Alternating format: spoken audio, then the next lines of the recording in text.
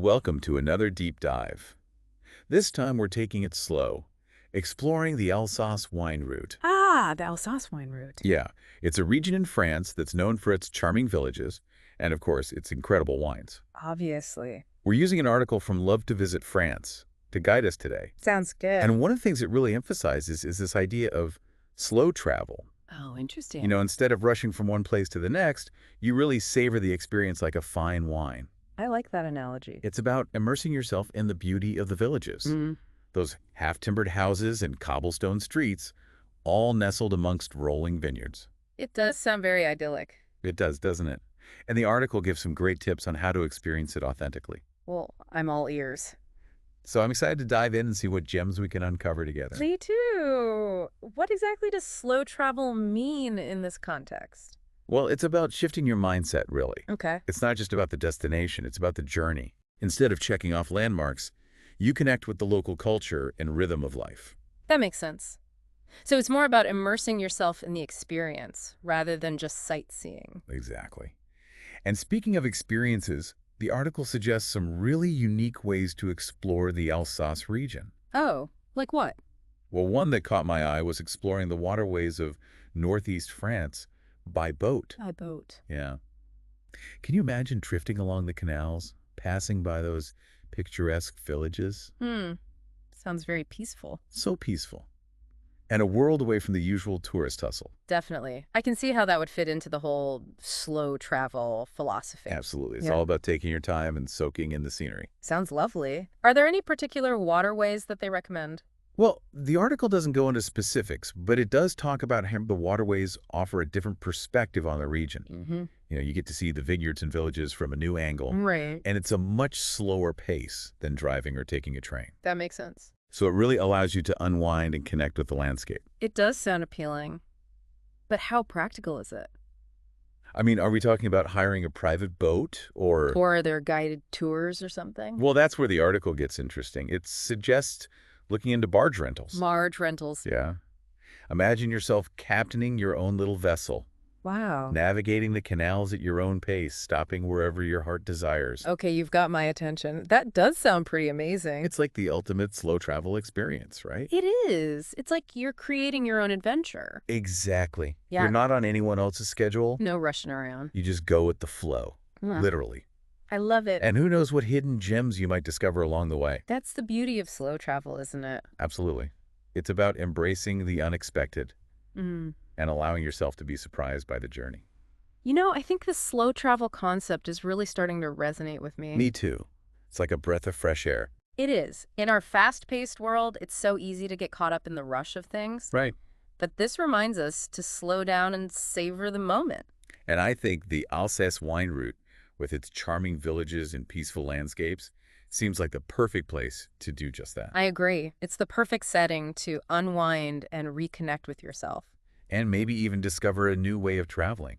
I'm definitely intrigued. So let's dive deeper into this slow travel approach and see what other treasures we can find along the Alsace wine route. Let's do it. Yeah, it really is about making that connection with the place, isn't it? It is.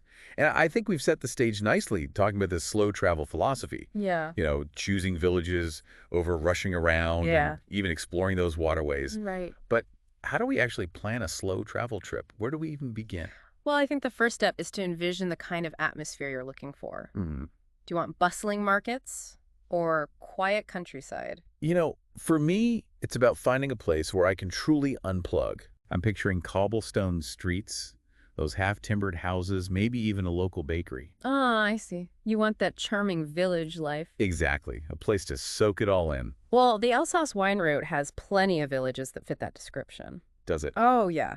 The article specifically mentions Colmar. Colmar. They even call it Little Venice because of its canals and colorful houses. Oh, wow. That sounds lovely. You can just imagine yourself strolling along the water, maybe stopping for a leisurely lunch. Oh, I like the sound of that. So that's definitely one to consider. But what about accommodation? Ah, good question. I mean, I doubt generic hotels would really fit the slow travel vibe. You're absolutely We right. need something more authentic, right? Exactly. That's why the article suggests looking for locally owned guest houses or B&Bs. Oh, B&Bs. That's a great idea. Yeah, not only do you support local businesses, Right. but you also get that personal touch. True, and maybe even some insider tips. Yeah. Like those hidden gems you won't find in the guidebooks. I love that idea. It's like having a local guide right there with you. Exactly. So accommodations sorted. Hmm. What about food? Oh, the food. That's a crucial part of any travel experience. Absolutely. And the Alsace region has some real culinary I delights. bet. What should we be sure to try? Well, we already mentioned tarte flambée or flammacouche. Right, the flatbread. Yeah, with the creme fraiche and onions, it's a must-try. Definitely adding that to the list. And then there's choucroute garnie. Choucroute garni. It's a hearty dish with sauerkraut and various meats. Oh, interesting. Very comforting, especially on a chilly evening. So we've got the food covered. We do. But what about the wine itself? Ah, yes. The heart of the Alsace wine route. Any suggestions beyond the typical tasting rooms? Well, one idea that really stood out to me was participating in a grape harvest. A grape harvest. Yeah, imagine working alongside the local vintners, Wow. learning about the process, feeling that connection to the land. That sounds like a truly immersive experience. It is, and it really embodies the slow travel philosophy. But I'm guessing that requires some advanced planning. Oh, absolutely. It's not something you can just show up and do. Right. But if you're serious about wine, it's an incredible opportunity. Agreed. It's definitely something to consider for a future trip. It is. So we've got the villages, the food, the wine, and even a potential grape harvest experience. This is shaping up to be quite the slow travel adventure. It is. But before we get too carried away, let's talk about time. Time. You know, we've been talking about all these amazing experiences, Right. but what about those of us who don't have weeks to spare? Ah, that's a good point. Can you really do slow travel on a short trip? That is the question. And the answer is yes. It is. Absolutely. Remember, slow travel is a mindset. Mhm. It's not about the length of your trip, but about the intentionality. So even if you only have a few days, Even a long weekend. you can still embrace the philosophy. Exactly. You just have to be more selective with your choices. I see. So instead of trying to see everything You focus on a few key experiences. and really savor them. Precisely. It's about quality over quantity. So maybe instead of 5 villages in 3 days. You pick one village and spend 2 days exploring it in depth. That sounds so much more relaxing. It is, and less stressful. Less stressful for sure. And remember, even within a single village, there are countless opportunities for slow travel. Such as, Well, you could spend an afternoon lingering in a bookstore, or taking a cooking class, oh, a cooking class would be fun. or even just sitting in a park watching the world go by. I love that. It's about slowing down and really experiencing the place. Exactly. And that's what slow travel is all about. All right, so we've really gotten a feel for this whole slow travel idea. We have. Now, I want to talk about some specific things to do in the Alsace region. Yeah, let's get into the nitty-gritty. The article mentions this Beaujolais Nouveau festival, Oh yeah, that's a big one. and it sounds like a fantastic way to really experience the local culture. It is. It's a celebration of the new wine vintage. What exactly happens at the festival? Well, there's music, food, of course, lots of wine. How fun. But one of the highlights is the opening of the first bottles of Beaujolais Nouveau at midnight. At midnight. Yeah, it's quite a moment. I bet. Fireworks, I imagine. Often, yes. Right. And a big collective toast. It sounds like a really special event. It is a real taste of Alsatian tradition. So that's definitely going on my list. Good choice. Now, besides the festival, what about wine tasting in general? Oh, there are tons of options for that. But how can we make it more of a slow travel experience? Well, instead of just hitting the big tasting rooms, Right. why not seek out smaller family-run wineries? Okay, I like that. You know, places where you can really connect with the winemakers. Yeah, learn about their process. Maybe even walk through the vineyards with them. That would be amazing. It's a much more intimate and authentic experience. Absolutely. It's about quality over quantity, right? Exactly. Now, while we're on the topic of unique experiences, Yes. the article also mentioned the region's medieval castles. Oh, the castles.